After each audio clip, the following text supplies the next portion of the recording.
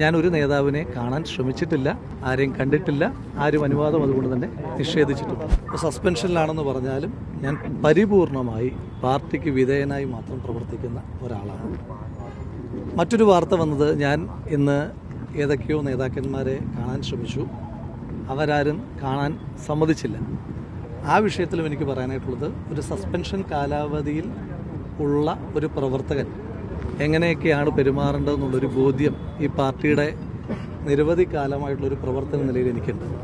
അപ്പോൾ അതുകൊണ്ട് ഞാനൊരു നേതാവിനെ കാണാൻ ശ്രമിച്ചിട്ടില്ല. കാരണം സസ്പെൻഷൻ പീരീഡിന് ചില മാനദണ്ഡങ്ങളുണ്ട്.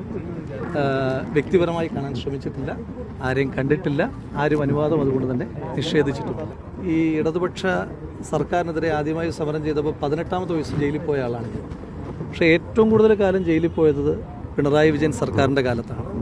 അപ്പോൾ ആ അന്വേഷണത്തിൽ നിങ്ങൾക്ക് ഒന്നുറപ്പിക്കാം, എനിക്ക് യാതൊരു വിധമായ ആനുകൂല്യം കിട്ടുന്ന അന്വേഷണമല്ല. മാത്രമല്ല, എനിക്കെതിരായി എന്തെങ്കിലും ഉണ്ടെങ്കിൽ എന്നെ കൊന്നു തിന്നാൻ നിൽക്കുന്ന ഒരു സർക്കാരിന് ഏറ്റവും വിശ്വാസമുള്ള അന്വേഷണ ഏജൻസിയാണ്. ആ സർക്കാരിന് ഏറ്റവും വിശ്വാസമുള്ള ഒരു അന്വേഷണ ഏജൻസിയാണ് അന്വേഷണം നടത്തുന്നത്. അതുമായി ബന്ധപ്പെട്ട് അന്വേഷണങ്ങൾ നടക്കട്ടെ, ആ അന്വേഷണങ്ങൾ പുരോഗമിക്കട്ടെ. അതിൻ്റെ ഓരോ ഘട്ടത്തിലും അതുമായി ബന്ധപ്പെട്ട കാര്യങ്ങൾ വളരെ വിശദമായി തന്നെ നിങ്ങളോടെല്ലാവരോടും വളരെ കൃത്യമായി തന്നെ ഇടയ്ക്കിടയ്ക്ക് സൂചിപ്പിക്കാം.